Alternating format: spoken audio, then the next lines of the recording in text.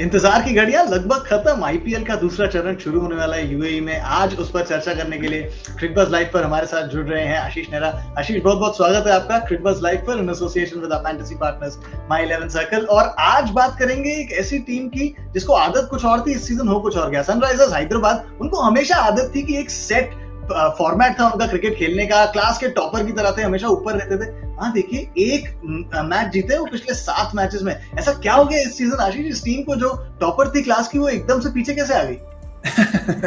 देखिए, मैं भी बहुत आश्चर्यचकित हूँ जिस तरीके से ये पिछले 1-1.5 साल से टीम चली है। जैसा भी आपने कहा ना कि 2013 या 14 के बाद अगर कोई मुझसे पूछे पिछले 6-7 साल में 2014 से 19 खास तौर पर कि एक टीम का नाम लीजिए जिसने सबसे बड़ी इंप्रूवमेंट दिखाई है, जिसका ग्राफ ऊपर गया है, तो मेरे लिए वो सनराइजर हैदराबाद थी। जब वो डेक्कन के बाद जब एसआरएच बनी और जिस तरीके की उन्होंने खिलाड़ी रखे, जिस तरीके से आप मुरलीधरन की बात कर लीजिए, टॉम मूडी, वीएस लक्ष्मण, जो उनका सपोर्ट स्टाफ भी था, सब बिल्कुल एक साथ मिलजुल के काम करते। क्योंकि मैं भी वहां पर रहा हूँ, 2 साल हम खेले, 1 साल जीते भी थे।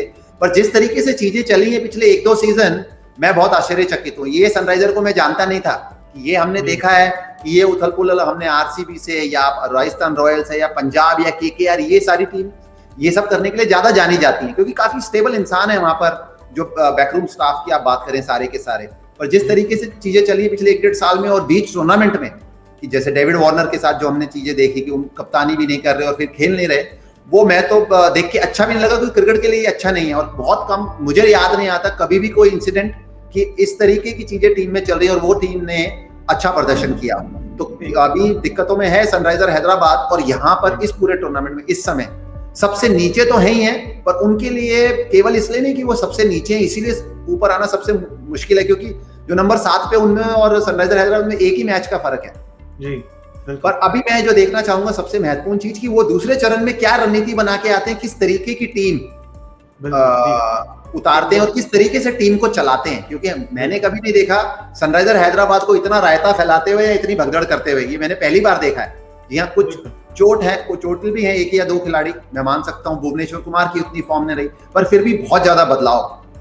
जी बिल्कुल, फॉर्मूला के विपरीत चले गए सनराइजर्स हैदराबाद। एक नजर डाल लेते हैं उनके स्क्वाड पर भी। एक ही बदलाव है, जॉनी बेस्टो जो बेहतरीन बल्लेबाजी कर रहे थे पहले चरण में, वो नहीं आएंगे इस सीजन। उनके रिप्लेसमेंट है शर्फन रदरफोर्ड। उनके अलावा स्क्वाड लार्जली उतना वैसा ही है जैसा पहले चरण में था, लेकिन वो भी एक बड़ा मिस होगा क्योंकि हम बात करते आए आशीष, जिस तरीके से बल्लेबाजी में इंटेंट नहीं था, हमने देखा चेजेस क्लोज नहीं कर पा रहे थे, वो ऊपर टोन सेट कर रहे थे। जॉनी बेस्टो 175 के आसपास का स्ट्राइक रेट था उनका, अब वो नहीं है, तो दारोमदार वापस डेविड वार्नर पर, जिनका स्ट्राइक रेट उतना अच्छा रहा नहीं।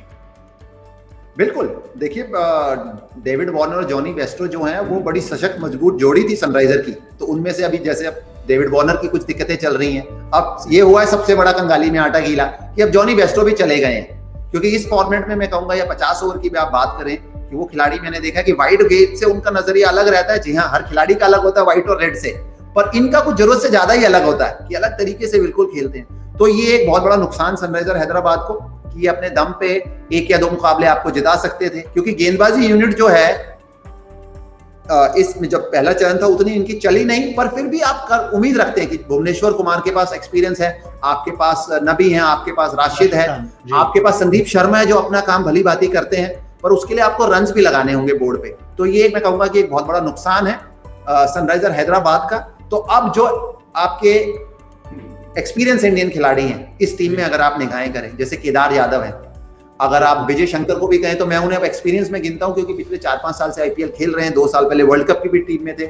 ये जो खिलाड़ी हैं केदार यादव, विजय शंकर, मनीष पांडे, कुछ दिक्कतों के चलते इनको भी हमने देखा बाहर बैठा दिया गया। इन सब के ऊपर रहेगा अब दारोमदार, और जो बैकरूम स्टाफ सपोर्ट स्टाफ है उनका काम रहेगा कि इन खिलाड़ियों से बेस्ट कैसे निकालना है।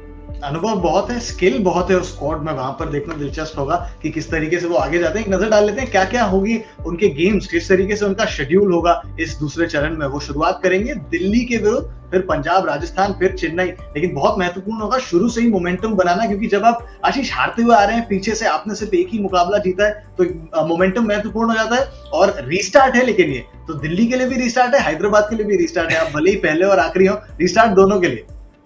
बिल्कुल रीस्टार्ट है। देखिए पूरा टूर्नामेंट सबके लिए रीस्टार्ट है। ऐसा नहीं कि हफ्ता या 2 हफ्ते पहले टूर्नामेंट बंद हुआ था। टूर्नामेंट जब रुका कोविड के चलते, उसके बाद काफी चीजें घट चुकी हैं।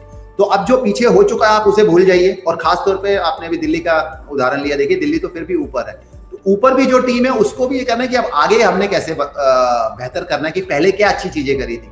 इसी प्रकार हैदराबाद के लिए कि पहले हमसे क्या क्या गलती हुई, हम उम्मीद करते हैं कि उन गलतियों को नहीं दोहराएंगे आप दोबारा। और आपने केवल इस टूर्नामेंट तो एक बात है, देखिए इसके बाद एक बड़ा ऑक्शन है जी, कि बड़े ऑक्शन आ रही है और दूसरी आईपीएल भी साथ साथ आ रही है, तो आपको फ्यूचर की भी प्लानिंग करनी होती है। तो इस टीम के लिए वो भी बहुत एक महत्वपूर्ण हो जाता है। और मेरे लिए सबसे जो बड़ी चीज रहेगी देखने वाली कि डेविड वार्नर आते हैं कि और वो खेलते हैं कि नहीं खेलते, किस प्रकार का प्रदर्शन करते हैं, ऑन द फील्ड कैसे हैं, ऑफ द फील्ड कैसे हैं, वो एक बहुत बड़ा चर्चा का विषय रहेगा जब आप बात करते हैं एसआरएच की आईपीएल की। अभी निगाहें उन पर होंगी, सही बात है, कप्तानी छिन गई थी उनसे, बैटिंग में स्ट्राइक रेट उतना अच्छा नहीं था, बहुत कुछ देखने के लिए वहां पर बहुत जी जी। देखिए कप्तानी की अभी आपने बात करी, कप्तान तो बनाया गया डेविड वार्नर ने, मैं भी खेला था उनके अंडर और जब टीम जीती भी थी 3-4-5 साल के लिए। पर उसके बाद आपके पास जब आप मूव ऑन की बात करते हैं ना, इस टीम के पास सबसे अच्छा मौका था जब डेविड वार्नर नहीं आए थे 2018 में, जब ये टीम फाइनल में पहुंची थी। मुझे आज भी याद है मुकाबला बॉम्बे में जी, जब केन विलियमसन थे कैप्टन।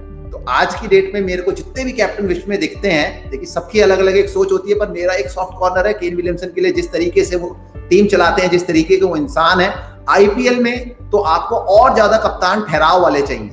जब आप T20 की बात करते हैं, जी हाँ, जोश बहुत बहुत आवश्यक है, पर इस फॉर्मेट में होश और भी ज्यादा आवश्यक है जी। हर फॉर्मेट में दोनों का कॉम्बिनेशन बहुत जरूरी है। पर इधर आपको ना, यहाँ पर मैं वो कहते हैं ना फायर और आइस, ये फॉर्मेट में मैं आइस के साथ जाना हमेशा ज्यादा पसंद करता हूँ। चाहे वो MS धोनी हो, चाहे वो रोहित शर्मा को, अगर आप देखेंगे कि बहुत कम आप ग्राउंड पे उत्तेजित देखेंगे, तो ये भी उनसे भी एक कदम मैं कहूंगा आगे हैं, MS धोनी के पार हैं। तो वो एक इन्होंने ट्रिक मिस कर दी थी पहले, जो अब इनके पास वापस आई है। और आगे भी मौका जो हम चर्चा कर रहे थे टीम बनाने का दोबारा जब आईपीएल आ रही है, तो केन विलियमसन एक इनके पास नायाब हीरा है, इनको संभाल के रखना चाहिए आगे चलते हुए, क्योंकि आप उनकी इर्द गिर्द टीम बना सकते हैं और इस टीम को वापस उसी चोटी पे पहुंचा सकते हैं जहां पर ये थी बीच में 4-5 साल।